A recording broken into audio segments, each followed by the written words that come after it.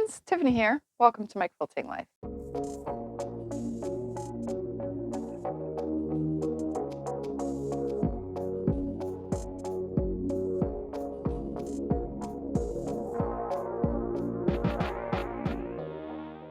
Today I have two 25 patch blocks for you. You're going to love them both, so stick around, watch this entire video, and I'll see you at the very end. Bye. All right, so the first block in today's video, we are going to do this guy right here, 5 colors. Now I'm veering mostly away from the 5 colors and just doing my own thing, but we need 17 white and then 6 of whatever color you want to consider this. We just need 6 of. We need 6 of the other color, 6 of the other color, and 6 of the other color. So 6 of 4 different colors, as you can see, they're repeated through here. And then 17 of your white. I'm kind of just going off of whatever and grabbed some colors today. And we're going to make this block. So the first thing we need to do is distinguish how many need to be half square triangles. So it looks like right away 4, 4, 4, and 4 of all the colors, 4 of each of these. We're just going to pull 2 out, 2 out, and 2 out of this one, and 2 out of this one right away. Those are going to be half square triangles, and these are going to stay solid. So that means we need to pull 16, right? 1, 2, 3, 4, 5, 6, 7, 8, 9, 10, 11, 12, 13, 14, 15, 16 of these. So that's all but 1, because there's 17 of them. So all of these and all of those are going to become half square triangles. So let's go over to the machine and make some half square triangles. Here we are at the machine. Here we are with our fabric. We're going to take 1 of each of all of these. So 1 white, like this, and 1 of whatever color you're working on at the time, because there's 4 different colors here, and we're going to stick these right sides together. Now you can either draw a line from corner to corner, or you can press a line. Now that I lay it on here, it makes it hard to move. Goodness gracious. We're going to line that like this, and I just smush it down like this, and you get yourself a nice line. Or you could use diagonal seam tape or whatever method you have to just make a half square triangle. These are 2.5-inch squares, so I'm sewing from corner to corner to keep my square 2.5 inches when the half square triangle is done. So I'm going to put this in corner to corner, just like this. And then I'm going to continue on doing 1 of each of these until all of my colors are gone and all of my whites are gone. So we're just going to continue on sewing corner to corner. And then when I'm done sewing all this corner to corner, I'm going to go over to the cutting mat and cut away, leaving a 1/4 inch seam allowance. So once I have the drawn line, or the sewn line, I will cut away a 1/4 inch away from that sewn line. And then I'll press them and I'll meet you back at the cutting mat. So let's put this in fast forward with some music.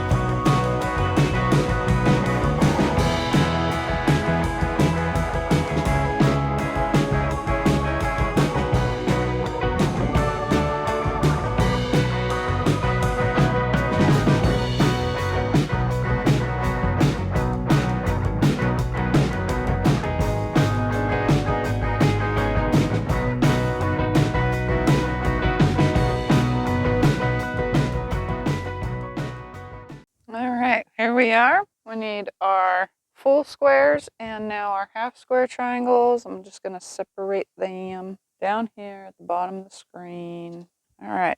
What we're going to do is we're going to lay this out. So here's the diagram in the bottom corner. I'm going to move it up here a little so that it can be seen at all times. All right, we're going to start with a white in the center because that's what our diagram shows, is a white in the center. And then we are going to just choose where we want our colors to be, and the color itself, not the white, is going to face inward like this. And we're going to do that all the way around with all the colors. So just choose where you want your colors to go. Again, you don't have to be exactly the same as the diagram. I'm going to put the greens on this side, and they all face in.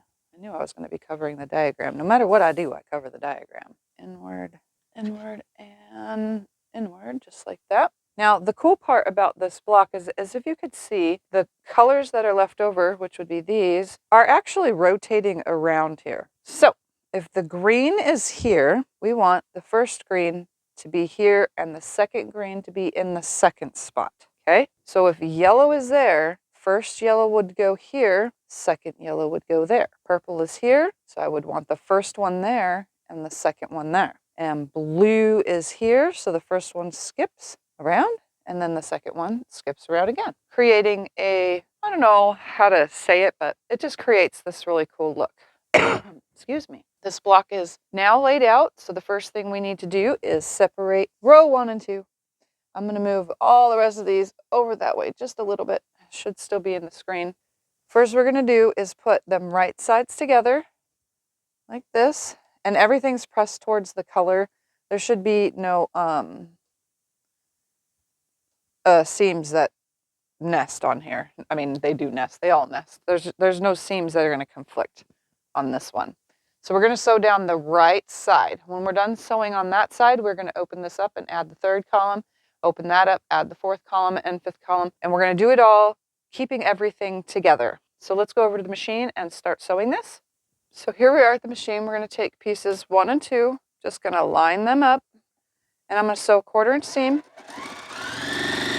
and I'm going to leave it on there. So then I'm going to grab pieces 2 from the second row and the first column, the second piece, slide them through.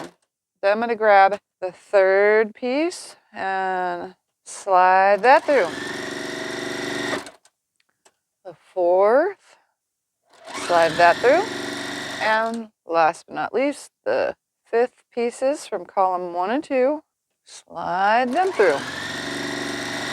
And then what I'm going to do is break thread and come over here and press them to the right, oops, to the left, to the right, the left, and the right, when I can get it. So I'm pretty sure that this white fabric, it was one of the fabrics that were donated to me. I'm pretty sure that it was pre-washed because it's kind of, what's the word for it? It's real, everything's sticking to it. And yeah, it must have been pre-washed. And then I just got the scrap of the pre-washed thing. Anyways, next row, which is the first one in the third column, I'm going to reach over and grab that. This column has no half square triangles, so there's nothing to get turned around in case you did. Grab the next one, and so on and so forth. I'm going to keep doing this until they're all together, and then I'll show you how to assemble the block. So here's fast forward with some music.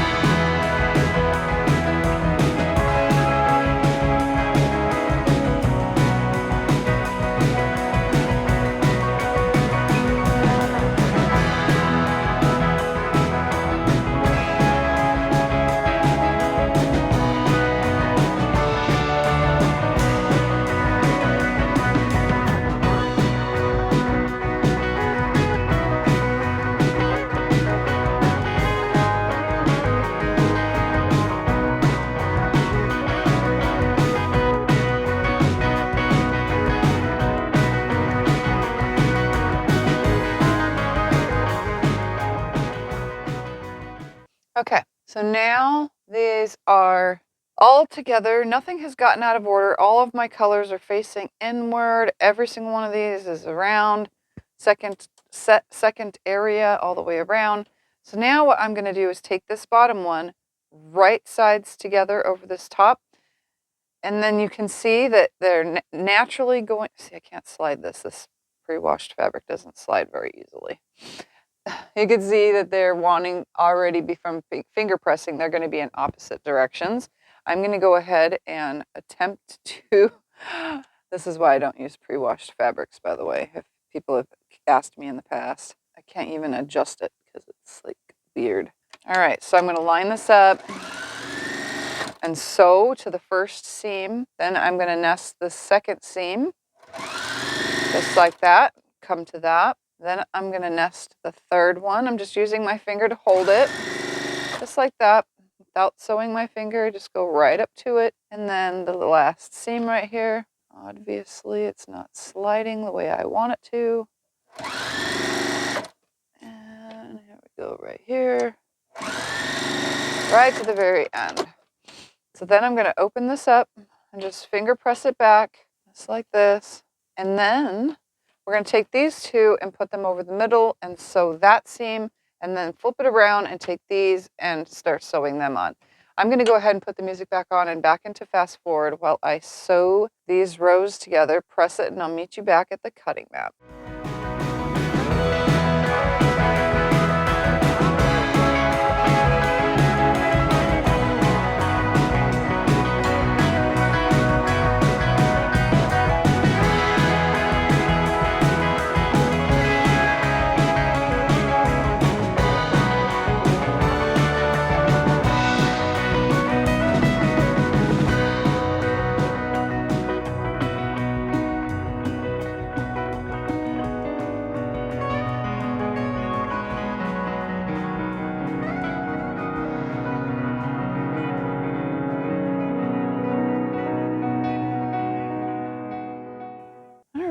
So there's our block. It looks better than the picture because you could actually see more of the color. I mean, my drawing in person, obviously the colors are noticeable in person. See if I hold it right here, but from far away, it's hard to see this color right here as it goes around. But this way, you could see it. I like it. So it is 10 and a half, 10 and a half. So it's 10.5 inches. If you use 2.5-inch squares, then it should come out 10.5 inches. I do have an off point right here. But like I said, I don't pre-wash my fabrics personally, but I do get fabrics in that have been pre-washed just from scraps, you know. So pre-washed fabrics always have they're just too soft because it's pre-washed. It's gone through the washer and the dryer. So the fabric becomes a little bit too soft, and it makes it hard. If you haven't noticed, it doesn't slide on top of each other nicely. But if you just don't pre-wash, then the fabrics slide really nice because they still have that sheen that, well, I mean, they're already pre-washed, actually. All fabric is pre-washed, but that's done in the company to rinse off any extra dyes and so on and so forth. But by the time it's on a bolt and everything, it has a sheen to it, and it keeps it nice and soft. That allows the pieces to slide on top of each other nicely. So let's use an example right here. So here's the two pieces by themselves. I can't slide them whatsoever. But if I grab two pieces of fabric that have not been pre-washed, they slide. So you see the difference? You can't even anything. So if you leave your fabrics just the way they came, it makes it a little bit easier to adjust them. So, and I had a hard time adjusting this, so some of my points are off. But that's okay, because I really don't care. But I'm just trying to give you guys a little bit of a difference between the pre-washed and washed. And some people like to pre-wash. It's going to shrink in the washer afterwards anyway, and a lot of people like that crinkly quilt look. But just know that if you have pre-washed fabrics, the littler the block, the harder it is to line it up. I've always had that, and that's just the way it is. So anyways, enough of all that. Let's get to the second block. All right, block number 2 is just 2 colors. We need 21 of a light and 20 of a dark. So I chose 21 of a light and 21 of a dark, just like that. So this one has lots of half square triangles. So what we're going to do is just pull out how many need to stay one solid piece. So in my lights, I need 1, 2, 3, 4, 5 already that I know of. 3, 4, and 5. And then for my darks, I need 1, 2, 3, 4. So 1, 2, 3, and 4. And I don't see any more, so that means the rest of these are all being turned into half square triangles. Yeah, yep. I'm making sure one more time because I don't want to try to sew and then have a problem. All right, so it looks like the rest of these are going to be half square triangles. So I'm going to go over to the machine and make half square triangles. I'm just going to put you in fast forward with some music because I already showed you in the first block how to do it.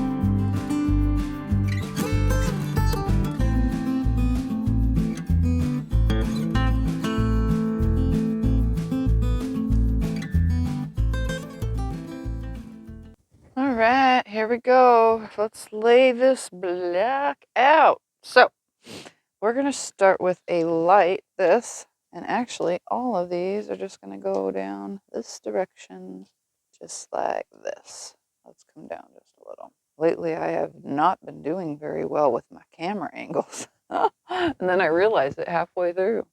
All right, then we're going to take dark facing in on both sides, like this. Facing in on both sides, all the way down. Almost creating what a Jacob's ladder would look like.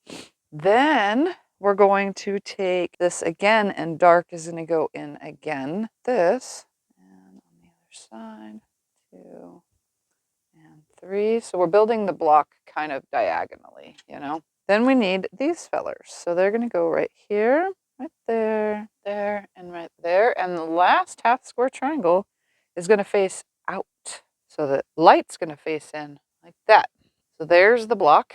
Looks just like the photo, if not better, because the light I chose is a little bit more lighter than the lighter color in here. So we're going to make sure everything looks correct, everything looks accurate. Yes, it does. And what we're going to do is we're going to take row 1 and 2, and we're going to separate that. We're going to stick these right sides together, just like this. Like that. And we're going to sew down the right side of those, and we're going to leave them on the machine as we sew them together. Break thread at the bottom, come back to the, press them right, left, right, left, right, left. Come back to the top, add the 3rd column, 4th column, and 5th column. So let's go to the machine, and I'll show you a little bit how to do that. All right, here we are at the machine. We're going to grab those first 2 pieces. We're going to line them up nicely, just like this. Sew them through. I'm going to leave it on the machine and grab the second 2 pieces. Just going to adjust them nicely, like this, just the way I want them. Slide them through, leave them on the machine, grab the next 2, and those are already laying on each other nicely. Slide those through, and the next 2, let's line it up just ever so slightly. Sew it through, and the last 2, I'm going to line them up. See, this is the difference between those first block where I was having trouble with pre-wash fabric. This slides wonderfully, so I could literally hold the fabrics together instead of having to lift and stuff a bazillion times. It makes it easier when piecing, honestly, for these smaller pieces. Anyway, enough of that. Right. This is going to get pressed to the right. This is going to get pressed to the left. This one's going to go towards the right. This one's going to go towards the left. And this one's going to go towards the right. Just like that. And then what I'm going to do is come down here, grab the first one in the third column, right sides together. I'm going to lay it on here, just like this. Sew down, grab the second one. I didn't move or turn anything. I just picked the piece up and turned it upside down and brought it over to me, just like this. And then I'm going to continue doing this until they are all together. And then when I get to them all being together, I will come back and show you how to sew the rows. But for now, I'm going to put the music on with some fast forward.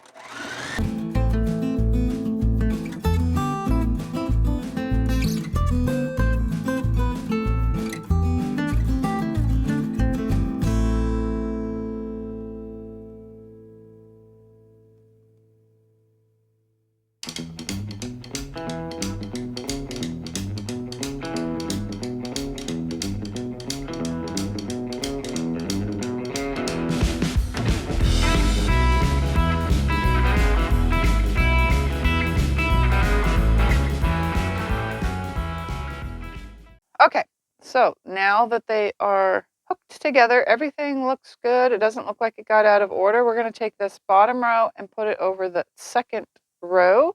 And you can see that my seams are going in opposite directions from finger pressing. I'm just going to line up one end under here and I'm going to sew on down. I'm going to line up my seams as I come to them, nesting them. They lock with each other. And then sew on down just like this, all the way until the end. And then I will break thread and then kind of just give it a finger press back and then do these two rows over this third one and so on and so forth. So I'm going to put the music back on, back into fast forward while I complete this.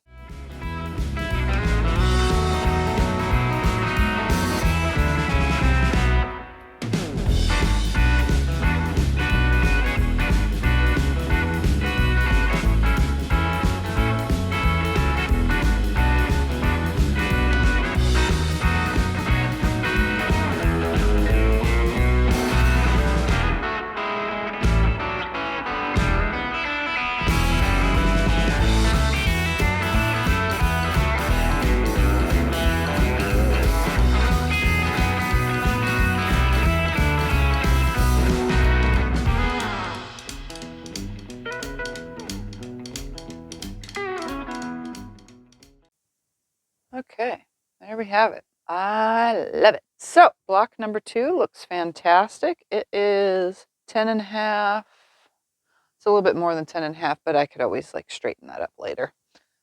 It's only off by 1/8 of an inch-ish. It's kind of just going like a bow right here, but that's okay. Anyway, this is one of those blocks here that you can do in multiple different colorways. So say you did light blue, dark blue, light red, dark red, pink, dark pink, green, dark green, yellow, dark yellow. You know what I mean? Light and darks.